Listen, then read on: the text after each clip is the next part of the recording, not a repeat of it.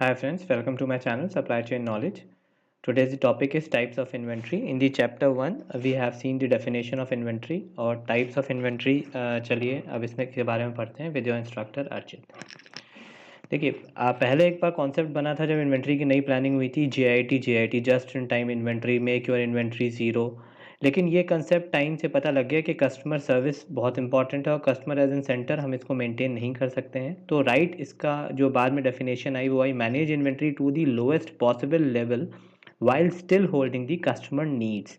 ये भी उसी क्रक्स के अराउंड जो मैंने आपको बताया था पिछले में कि आपकी सर्विस लेवल्स प्लस आपकी कॉस्ट ऑफ इन्वेंट्री पर लाई करता है। आपको मिनिमम इन्वेंट्री होल्ड करनी है पर आपको सर्विस लेवल कॉम्प्रोमाइज़ नहीं करना है कस्टमर को सेटिस्फाई करना है जिससे आपकी कंपनी चल रही है, नहीं तो वो स्विच कर जाएगा। चलिए अब डायरेक्टली टाइप्स टू इन्वेंट्री पर चलते हैं। टाइप्स ऑफ इन्वेंट्री में सबसे पहली इन्वेंट्री आती है cycle inventory, is a regular inventory. Cycle inventories की बहुत सारी कैटेगरीज हैं जिसमें item purchase from suppliers, these are the component level parts जो हम लोग सप्लायर से परचेज करते हैं। इसके लिए बहुत सारे एनालिसिस टूल्स आते हैं हमारे पास, ABC analysis, 9 box analysis, MRP। ये इन सब की ये जब हम लोग एनालिसिस टूल्स पढ़ेंगे आगे चैप्टर्स में तब मैं आपको डिटेल्स बताऊंगा। अभी इसमें इतना जानिए कि जो हमारे पास सप्लायर से परचेज होते हैं कंपोनेंट्स वो ग्लोबली अक्रॉस द वर्ल्ड हो रहे हैं, तो हमको इनको मिनिमम में रखना है। कुछ हमारी जो पॉलिसीज चली आ रही हैं इन्वेंट्री की स्टोरिंग की, कंसीडरिंग दी कस्टमर डिमांड, हमें इनको मिनिमम रखना है। वर्क इन प्रोग्रेस इन्वेंट्री जो होती है, WIP भी इसको बोलते हैं, ये हमारी इन प्रोडक्शन इन्वेंट्री होती है जो अभी सेमी एसीज होती हैं या जो सब एसीज होती हैं, जो अभी पूरी तरह FG में कन्वर्ट नहीं होती हैं, लेकिन इनकी कॉस्टिंग रहती है हमारे इन्वेंट्री की होल्डिंग कॉस्ट पे ये रिफ्लेक्ट करती है। इसीलिए हम लोग कोशिश करना चाहिए कि जो ऑर्डर आ रहा है और उसको कन्वर्ट कर पा रहे हैं उसी को हम लोग WIP में रखें। और थर्ड होता है हम लोग का फिनिश गुड्स। फिनिश गुड्स जो आप लोग जानते ही हैं, फिनिश गुड्स की इन्वेंट्री हमें ध्यान से रखनी चाहिए और बेसिकली फिनिश गुड के बेसिस पे ही हमारी अलग से प्लानिंग होती है, जैसे फोरकास्टिंग हो गई फ्रॉम सप्लायर, जो S&OP प्लानिंग होती है उसमें जो बाहर मार्केट की कंडीशन चल रही है वो उस हिसाब से हम फिनिश गुड इन्वेंट्री स्टोर करते हैं। इसमें देखिए फ्रॉम इनिशियल 1 to 3 स्टेप चलते हैं। जितनी आप कंपोनेंट फेज में रखेंगे उतने आपके पास ये चांसेस होते हैं। मान लीजिए आपकी कोई एक कार है, आपने एक होंडा परचेज करनी है आपको, सिविक, उसके अलग अलग वेरिएंट्स होते हैं।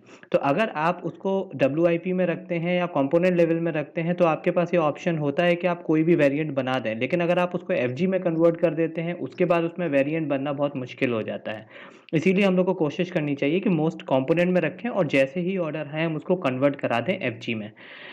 एक इसमें अभी लिस्टेड नहीं है लेकिन एक हमारी और इन्वेंट्री होती है जिसको हम लोग बोलते हैं कंज्यूमेबल इन्वेंट्री।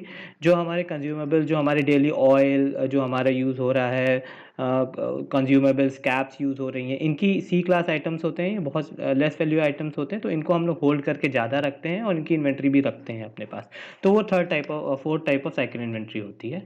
अब हम आगे चलते हैं। उसके बाद टाइप्स ऑफ इन्वेंट्री में आता है safety stock. Safety stock is based on risk of getting stock out. ये इंपॉर्टेंट ये होता है जो मैंने आपको पहले ही बताया था, सबसे इंपॉर्टेंट हमारे लिए जो सेंटर में है वो कस्टमर है। कस्टमर को सेटिस्फाई करना बहुत ज़रूरी है।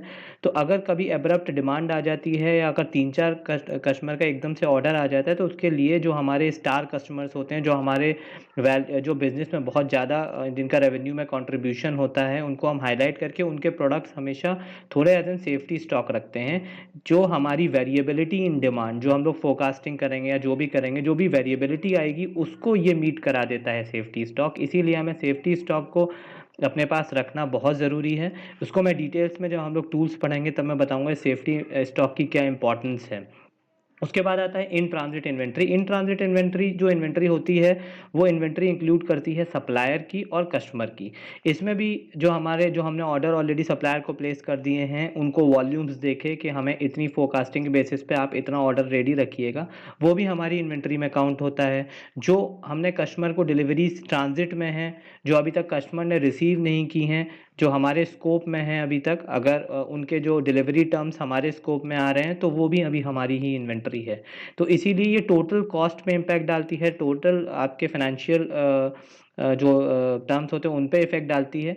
इसीलिए हमें इम्पॉर्टेंट है कि हम सप्लायर इन्वेंट्री प्लस जो हमारी कस्टमर की इन्वेंट्री है उसको भी कंट्रोल करके रखें। इसके भी बहुत सारे टूल्स होते हैं, वो जब हम एनालिसिस टूल्स पढ़ेंगे तो मैं आपको डिटेल्स में बताऊंगा क्या कर सकते हैं इसमें। उसके बाद होती है एक एंटिसिपेटेड और दी एडवांस इन्वेंट्री। एंटिसिपेटेड और एडवांस इन्वेंट्री होती है, मान लीजिए हमारी मार्केट्स में कोई कैंपेन चला, उसके हिसाब से हमारी सेल्स टीम ने हम लोगों को बोला कि भाई आप ये वाली इन्वेंट्री प्रिक्योर करके रख दो क्योंकि इसकी डिमांड आने वाली है। या कोई सीजनल इन्वेंट्री है आपकी, बहुत सारी जगह पर जैसे अभी कोरोना आ गया, किसी ने सोचा था कि इस टाइम पे हेल्थ कंज्यूमेबल प्रोडक्ट मास्क और ये इतने ज़्यादा आ जाएंगे, जो सैनिटाइजर से उनकी इंडस्ट्री एकदम ग्रो कर जाएगी, तो this is an abrupt change in demand. तो ये एंटिसिपेटेड इन्वेंट्री होती है बेसिकली, जो पहले से हम लोग एंटिसिपेट कर लेते हैं कि हमें इतना स्टॉक होल्ड करना है। लेकिन इसमें भी बहुत इंपॉर्टेंट होता है कि हम सही एंटिसिपेट कर रहे हैं या नहीं कर रहे हैं, क्योंकि अगर हमने गलत एंटिसिपेट कर लिया तो ये हमारे फाइनेंशियल्स पे असर डालेगी और ये हमारी होल्डिंग कॉस्ट को बहुत ज़्यादा बढ़ा देगी। इसीलिए हमें बहुत ध्यान रखना पड़ेगा एंटिसिपेटेड इन्वेंट्री करने में। बहुत इसके भी टूल्स होते हैं, इसके लिए हिस्टोरिकल डेटा, और अगर हमारे मार्केट ट्रेंड्स, हमारे कस्टमर से डिमांड्स क्या आ रही हैं, क्या चेंज पॉइंट्स आ रहे हैं, मार्केट में अभी क्या चल रहा है, पूरी नो हाउ होना ज़रूरी है इसको प्लान करने के लिए। इसीलिए एन इन्वेंट्री मैनेजर को ग्लोबली हर एक प्रिक्योरमेंट से लेकर मार्केटिंग टीम तक जुड़े रहना पड़ता है, जिससे वो राइट इन्वेंट्री प्लान कर सके। अब इम्पॉर्टेंट यही मैंने आपको बताया कि considering the location of your supplier and your customer, inventory has to be plan. अगर आपके ग्लोबली सप्लायर्स फैले हुए हैं और ग्लोबल कस्टमर्स में आप दे रहे हैं, तो आपको लीड टाइम सब कुछ ध्यान में रखना है, जिससे आपके सर्विस लेवल कॉम्प्रोमाइज़ ना हो, आप स्टॉक आउट कंडीशन में ना आए, आपके बैक ऑर्डर्स ना बने। इसीलिए आपको कंसीडर करनी है सप्लायर की लोकेशन और कस्टमर की। कोशिश ये करिए कि सप्लायर की लोकेशन आपके जितने पास हैं उनकी एक्सपर्टीज़ देख के आप उतना रखें, क्योंकि जितना आप पास रखेंगे उतना आप जीआईटी कॉन्सेप्ट या पुल सिस्टम, पुश सिस्टम, इन सब पे ज़्यादा फोकस कर पाएंगे, क्योंकि लीड टाइम कम होगा। और आगे भी आप इन्वेंट्री सप्लायर पे भी होल्ड करवा सकते हैं। तो ये आगे बहुत सारी डिसीजन मेकिंग होती है इन्वेंट्री में, वो मैं डिटेल्स में बताऊंगा आपको मेरे नेक्स्ट चैप्टर में, that is inventory as money, जिसमें हम लोग को मनी की तरह इन्वेंट्री को काउंट करना चाहिए। वो मेरे चैप्टर 3 में आप देखिएगा। प्लीज़ आप मेरे चैनल को सब्सक्राइब और लाइक करिए, जिससे मैं इस टाइप की वीडियोज़ आपको और देता रहूं। और आगे हम लोग इन्वेंट्री एज मनी चैप्टर 3 में देखते हैं।